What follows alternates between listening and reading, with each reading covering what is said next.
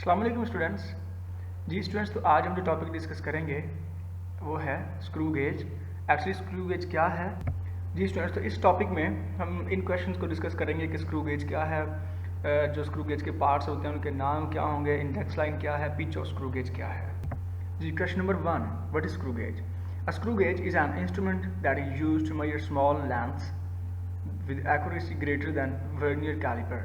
It is also called as micro screw gauge, micrometer screw gauge। Ji students है, तो एक important बात, ये एक मेजरिंग लेंथ मेजरिंग इंस्ट्रूमेंट है। दूसरा, इसकी जो एक्यूरेसी है वो वर्नियर कैलिपर से भी अच्छी है, मतलब ये वर्नियर कैलिपर से भी जो एक्यूरेट है हमें अच्छी जो है वो रिजल्ट देता है, उससे भी अच्छी लेंथ मेजर करेगा वर्नियर कैलिपर से भी, मतलब ये उससे भी बेटर इंस्ट्रूमेंट है। इसका दूसरा नाम क्या है? इसका माइक्रोमीटर स्क्रू गेज भी कहते हैं। नाउ क्वेश्चन नंबर 2, ये स्क्रू गेज के जो पार्ट्स हैं उसके नेम क्या होंगे या इसकी कंस्ट्रक्शन क्या है? कंस्ट्रक्शन भी हो सकती है और इसके जो कंपोनेंट्स हैं, इसके जो पार्ट्स हैं उसके नेम क्या हैं। जी स्टूडेंट, तो सबसे पहले ये जो है एक स्क्रू गेज है, इसकी डायग्राम आपको दिखा दी है। अब इसका हम कंपोनेंट्स की बात करते हैं। जी construction, a simple screw gauge consists of a U-shaped metal frame with a metal stud at its one end।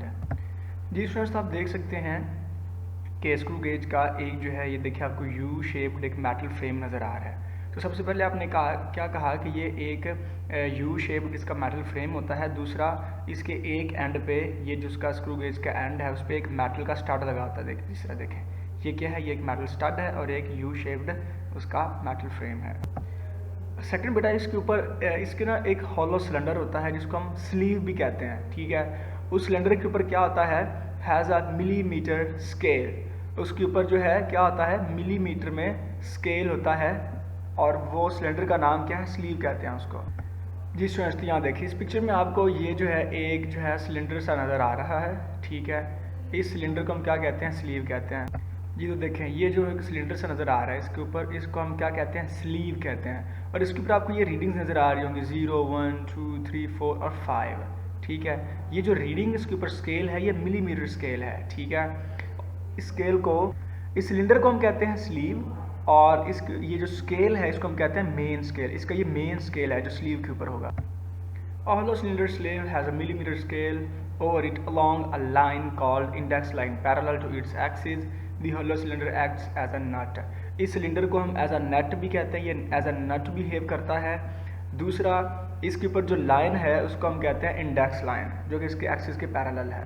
जी स्टूडेंट्स, आपको ये देखें, ये इस सिलेंडर के ऊपर जो एक ये लाइन सी नज़र आ रही है, ये जो पैरेलल लाइन है, ठीक है, इसको हम कहते हैं इंडेक्स लाइन, ठीक है। Is called index line. जी तो ये लाइन इंडेक्स लाइन भी है और इसको बेस लाइन भी कहते हैं। The hollow cylinder act as a nut. हम इसको नट कैसे कहते हैं ये मैं बताता हूँ आपको। It is fixed at the end of a U shaped frame opposite to the stud. जी स्टूडेंट्स देखें, आपने ये एक आपके पास कोई रॉड है जिसका आपने लेट्स सी लेंथ फाइंड करनी है या डायमीटर फाइंड करना है, तो आप क्या करते हैं, ये जो आपके पास सिलेंडर होता है हम कह रहे हैं कि एज ए नट बिहेव करता है।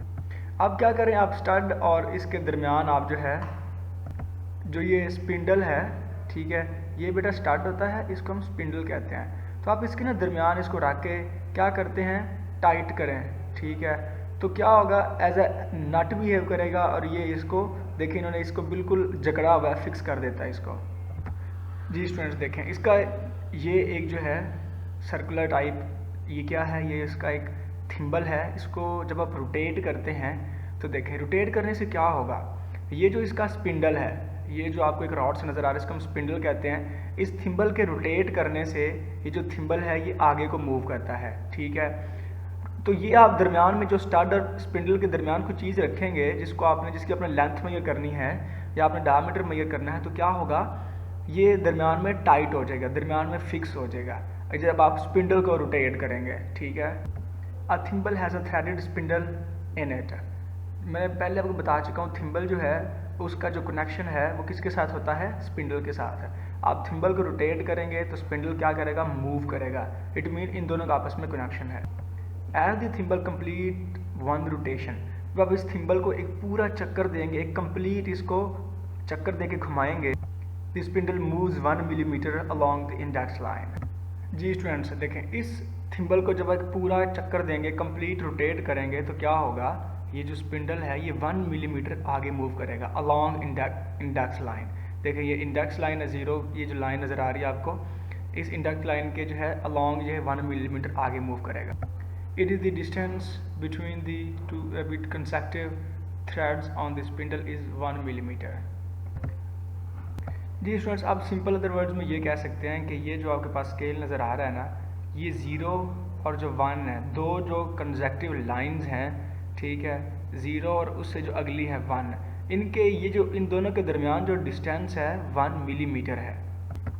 This distance is called pitch of screw on the spindle. इसी की हम कहते हैं पिच, ठीक है। स्क्रू गेज की जो पिच होती है वो यही है। ये डेफिनेशन आप यहाँ से स्टार्ट करेंगे। थिम्बल अगर हम ए कंप्लीट रोटेशन करें तो 1 मिलीमीटर मूव करेगी, डिस्टेंस कितना है 1 मिलीमीटर है, इसलिए is called pitch. I hope students आपको इसकी समझ लगी होगी। ओके जी, प्यारे बच्चों।